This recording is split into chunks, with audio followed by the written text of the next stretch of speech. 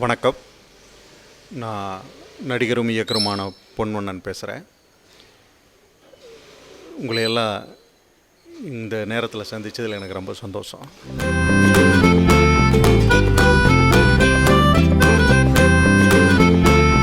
இப்போது வசந்தபாலன் வந்து இந்த ப்ராஜெக்ட் காவி தலைவன் பண்ணுறேன் அப்படின்னு சொல்லிட்டு என்கிட்ட பேசும்போது,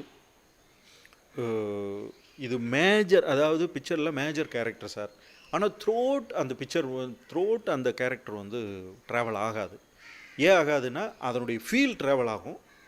இதனுடைய ஃபுட்டேஜ் குறைவாக இருக்கும். விஷுவலாக இந்த கேரக்டருடைய ஃபுட்டேஜ் குறைவாக இருக்கும். ஆனால் ஃபீலினுடைய ஃபுட்டேஜ் அதிகமாக இருக்கும். அது யோசிக்கும்போது எனக்கு நீங்கள் பண்ணுனா எனக்கு வந்து அது ரொம்ப ஸ்ட்ராங்காக இருக்கும். நான் சொன்ன வசந்த் ஓகே, பர்சனலாக எனக்கு ஒரு ஆர்டிஸ்ட்டாக வந்து நீங்கள் ஒரு நல்ல டைரக்டர், எனக்கு ஒரு அந்த வாய்ப்பு கிடைக்கும்போது அது வந்து கொஞ்சம் ஒரு லாங் த்ரோவில் இருந்தால் நல்லா இருக்குமேன்னு நினச்சேன். இருந்தாலும் நான் கண்டிப்பாக பண்ணுறேன் வசந்த். ஏன்னா எனக்கு வந்து எல்லாருடைய படங்கள்லையும் சிறப்பான இயக்குனர்கள் படங்கள் என்னுடைய பங்களிப்பு இருக்கணும், ஒரு அட்டண்டன்ஸ் இருக்கணும் அப்படிங்கிறது என்னுடைய ஆசை. ஆனால் அதே சமயத்தில் அது ஒரு சென்சிபிளாகவும் இருக்கணும். அந்த விதத்தில் எனக்கு வசந்தபாலனுடைய படத்தை இந்த படத்துக்காக ஒர்க் பண்ணோம். இது வந்து ஒரு பீரியட், டோட்டலாக ஒரு 30s 40s நடக்கிற ஒரு கதை. அதில் ஒரு ராஜபாட் கட்டுற ஒரு கேரக்டர், ரொம்ப அழுத்தமான ஒரு குறுகிய நேரத்தில் ஒரு அழுத்தமான பதிவு தர்ற ஒரு கேரக்டர். பழைய ட்ராமாக்கள் எல்லாம் வித்தியாசமான கெட்டப் பண்ணுறதுக்கு சந்தர்ப்பங்கள் கிடைக்கும், அல்லது பழைய படங்களில் அது மாதிரியே சினிமா இருந்தது, மாயா பஜார் அது இதுன்னு அப்படி சினிமா சொல்கிற தன்மை இருந்ததுனால கெட்டப் போடுறதுக்கெல்லாம் சந்தர்ப்பங்கள் கிடைச்சிது. இன்றைக்கி வர்ற சினிமாவில் வந்து மேக்கப் போடுறதுக்கே சந்தர்ப்பம் வேண்டியதில்லை. எப்படி இயல்பாக இருக்கிறோமோ அப்படி இருந்தால் போதும்.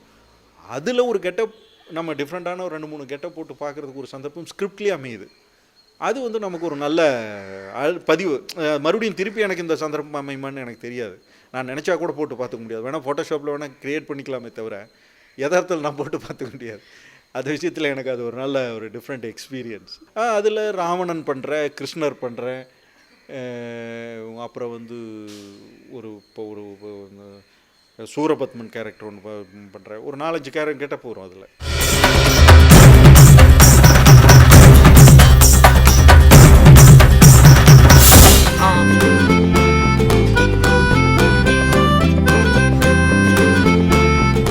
எனக்கு வசந்தபாலனா ரொம்ப பிடிக்கும். காரணம் என்னென்னா, வசந்தபாலன் ஃபஸ்ட்டு படம் பண்ணும்போது ஆல்பத்தில் சாங்ஸ் எல்லாம் ரொம்ப நல்லாயிருக்கும், விஷுவல்ஸ் ரொம்ப நல்லா பண்ணியிருப்பார். ஆனால் அந்த படம் வந்து சரியான முறையில் போகலை. அதுக்கப்புறம் அவர் ரொம்ப அழகாக ஃபைட் பண்ணி வெயில் படம் பண்ணி ரீஎன்ட்ரி கொடுக்கும்போது, கிராமத்தன்மை உள்ள படங்கள், இன்றைக்கி வர்ற கிராமத்தன்மை உள்ள படங்களுக்கு 3 படங்கள் வந்து ஒரு ஸ்ட்ராங்கான வழிகாட்டுதல் கொடுத்தது. ஒன்று வெயில், பருத்தி வீரன், சுப்பிரமணியபுரம். அதில் வெயில் வந்து வசந்தபாலனுடைய படம் வந்து ரொம்ப முக்கியமான படம். அதில் வந்து விஷுவல்ஸு ப்ளஸ் வந்து எமோஷ்னலாக அவர் ஹேண்டில் பண்ண விதங்கள் எல்லாமே டிஃப்ரெண்ட்டான ஒரு விஷயத்தில் இருந்தது. ஃபஸ்ட்டு இந்த மாதிரியான ப்ராஜெக்ட்ஸ் பண்ணும்போது வெறும் டைரக்டராக மட்டும் இருந்து பத்தாது. எல்லா டிபார்ட்மெண்ட்டையும், இப்போ மற்ற படங்களுக்கு எல்லாமே எல்லா டிபார்ட்மெண்ட்டையும் யோசிக்கணும். ஆனால் யோசிச்சு முடித்ததோடு போது அதுக்கப்புறம் ஒரு ஆர்ட் டிபார்ட்மெண்ட்டு பொறுப்பாக படிச்சிட்டோம்னா நம்ம வந்து ஃபைனலாக கூட நம்ம அதை பார்த்தா போதும். ஆனால் இந்த மாதிரியான ப்ராஜெக்ட்ஸ் பண்ணும்போது என்னென்னா, நம்மளே விஷுவல் படுத்தி ஆகணும். அதை அப்படி காஸ்டியூம் ஒரு காஸ்டியூமர் அப்படி இருக்குன்னு லாஸ்ட் மினிட் வரல நம்ம காத்திருக்க முடியாது. முதல் காஸ்டியூம்ஸு நானாக ஒரு காஸ்டியூமராக அந்த ஃபீல்டில் டிசைன் பண்ணிவிட்டு அப்புறம் தான் காஸ்டியூமரை நான் கூப்பிடணும். அப்படி இந்த மாதிரி ப்ராஜெக்ட்ஸ் பண்ணும்போது வசந்தபாலனுக்கு இருக்கிற பெரிய ப்ளஸ் என்னென்னா, அவருக்கு அந்த மாதிரி ஒர்க் பண்ணுறது ரொம்ப பிடிச்சிருக்கு. இப்போது அங்காடி தெருவு கூட சும்மா ஷார்ட்டை வச்சுட்டு உடனே எல்லாம் எடுக்க முடியாது. அது பார்த்திங்கன்னா அதில் அவ்வளோ ஒர்க் பண்ண வேண்டியது இருக்குது. ஒரு பேக்ட்ராப்ஸ்லேருந்து ஒரு நிஜமாக போய் ஒரு லைவாக எடுத்து ஃபீலை க்ரியேட் பண்ண வேண்டியது இருக்குது. அதுவே அரவான்லேயும் அந்த பேக்ட்ராப்ஸ் அப்படி தான். இந்த படத்தை பொறுத்தவரையிலும் இந்த படத்தில் எல்லா டிபார்ட்மெண்ட்டுமே ரொம்ப நல்லா ஒர்க் பண்ணியிருக்காங்க. ஒரு ஆர்ட் டிபார்ட்மெண்ட்டாக இருக்கட்டும், ஒரு கேமராமேனாக இருக்கட்டும், காஸ்டியூம்ஸ் ரொம்ப நல்லா காஸ்டியூம்ஸ் செலெக்ஷன்ஸ்லாம் ரொம்ப நல்லா. இப்போ இந்த மாதிரியான படங்கள் பண்ணும்போது அந்த காஸ்டியூம்ஸும் அந்த கெட்டப்பும் சரியில்லைன்னா ரொம்ப காமெடியாக இருக்கும். இது சின்ன குழந்தைங்க வந்து ஸ்கூல் ஃபங்க்ஷனுக்காக வேஷம் போட்ட மாதிரி ஆயிரும். அப்படியெல்லாம் இல்லாமல் ரொம்ப பொறுமையாக அவர் வந்து ஒர்க் பண்ணியிருக்கார். பெரிய விஷயம்தான். ஒரு நாள் நானும் ராஜபாட்டா மேடையில் நின்று கைத்தட்டல அல்லணும்டா.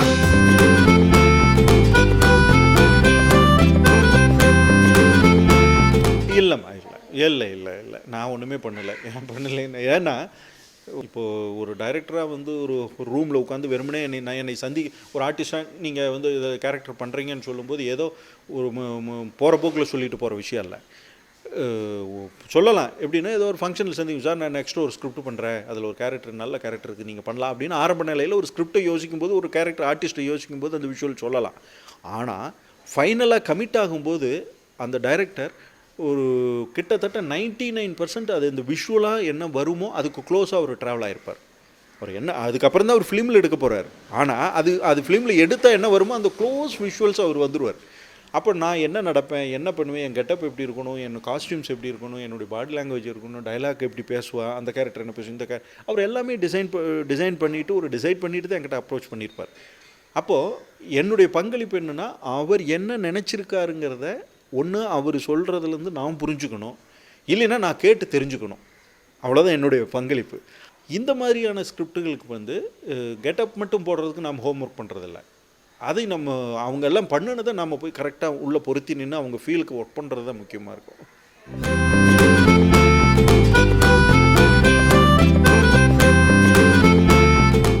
சித்தார்த் பிருத்திவி 2 பேருமே இப்போது ஒருத்தர் தெலுங்கில் சூப்பர் ஹீரோ, ஒருத்தர் மலையாளத்தில்.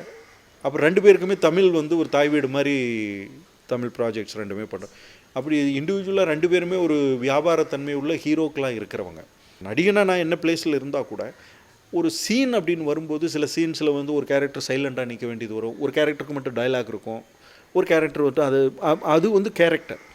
அப்போது ஒரு நடிகன் எது கேரக்டர் அப்படின்னு புரிஞ்சுக்கிறது தன்மை வேணும்.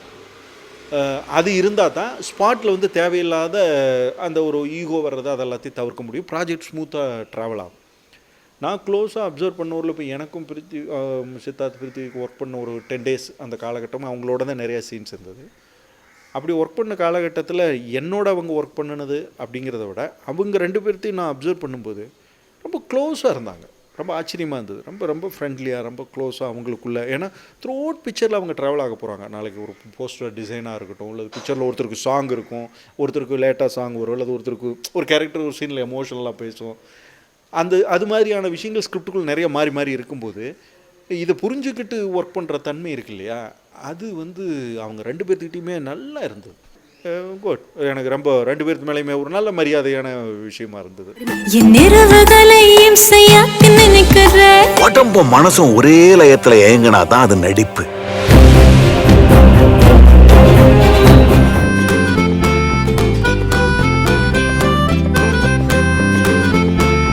அது மாதிரி ரகுமான் சாருடைய இசை இந்த ப்ராஜெக்ட்ஸுக்கு பெரிய அளவில் உதவும்.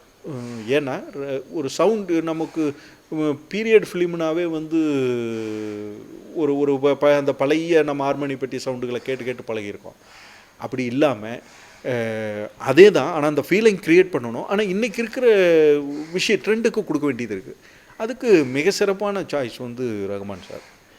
அவர் சவுண்டை விஷுவல் படுத்துகிறது தான் இருக்கிற பெரிய சேலஞ்ச். அதாவது ஒரு இயக்குனருக்கு, நல்ல விஷுவல் படுத்தக்கூடிய இயக்குனருக்கு, நல்லா செலவு பண்ணி விஷுவல் படுத்தக்கூடிய இயக்குனருக்கு ரகுமான் சாருடைய பாடல் கிடைத்தால் உண்மையிலுமே அது ஜாக்பாட் தான்.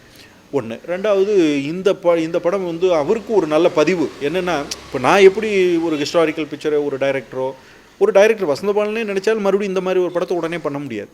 ஒரு அனுபவம் தான். அந்த அனுபவம் பதிவாகிறதுக்குள்ளே நம்ம இருந்தோம்னா இருக்கலாம், இல்லைன்னா இல்லை. இப்போ ஒரு காந்தி படம் யார் வேணாலும் காந்தி, ஆனால் காந்திங்கிற ஒரு படத்துக்குள்ளே ஒரு கேரக்டர் பண்ண ஒருத்தருக்கு அது பெரிய பதிவு. அது மாதிரி தான். நான் காளியோட பாட்டுக்கு அடிமை. அவரோட வித்தை கடிமை. என் இரவுகளையும் செய்ய நினைக்கிறேன்.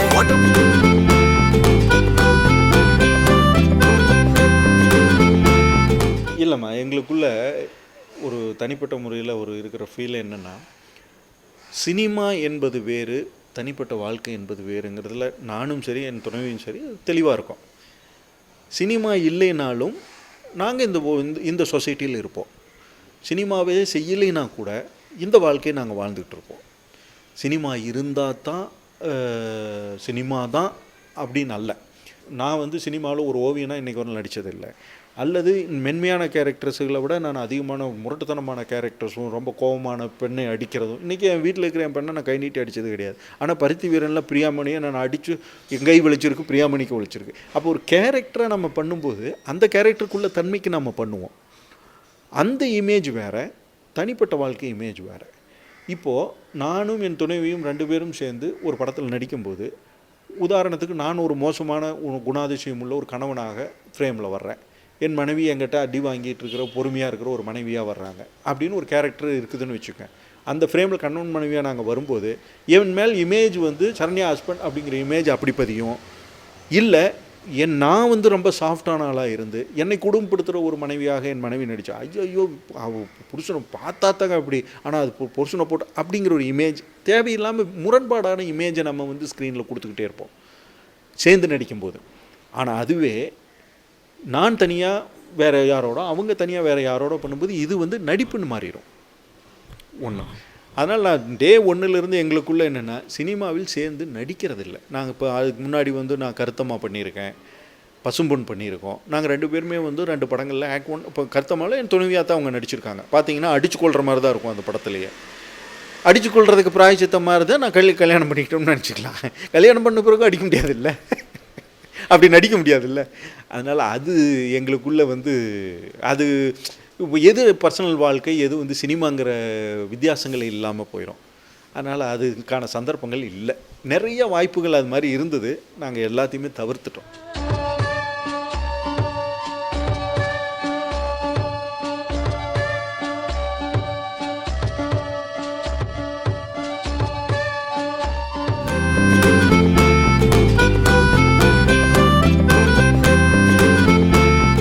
இப்போ நான் பண்ணிகிட்டு இருக்கிற ப்ராஜெக்ட்ஸில் மிக முக்கியமான ப்ராஜெக்ட்ஸாக ஆசைப்படுறது வந்து பூலோகம். அது வந்து இயக்குனர் ஜனநாதனுடைய உதவியாளர் கல்யாண் டைரக்ட் பண்ண படம். அந்த படத்தில் வந்து ஒரு நல்ல ஒரு டிஃப்ரெண்ட் பேக்ட்ராப்ஸில் ஒரு நல்ல ஒரு மேஜர் ரோல் ஒன்று பண்ணியிருக்கேன். ரொம்ப சந்தோஷம். பொதுவாக எவ்வளவோ வேலைகள் இருக்கும், யார் யாரோ ஒவ்வொரு தனிப்பட்ட வாழ்க்கையில் பார்த்திங்கன்னா இன்றைக்கி மீடியா வந்து ஏகப்பட்ட விஷயங்களை தந்துக்கிட்டு இருக்கிற ஒரு சூழ்நிலையில் ஒரு ஏதோ ஒரு கண்டென்ட் நம்மளை வந்து ஒரு 10 நிமிடம் அந்த இடத்துல கவனிக்க வைக்குது அப்படின்னு இருந்தாவே அதுவே ஒரு மிகப்பெரிய வெற்றின்னு நினைக்கிறேன். ஒருவேளை நீங்கள் என்னுடைய ஆரம்ப நிலையிலிருந்து முழுமையாக இந்த இன்டர்வியூவை நீங்கள் பார்த்துருந்தீங்கன்னா உங்கள் நேரத்தை எனக்காக ஒதுக்குனதில் எனக்கு மனசார வாழ்த்துக்கள், நன்றிகள், வணக்கம்.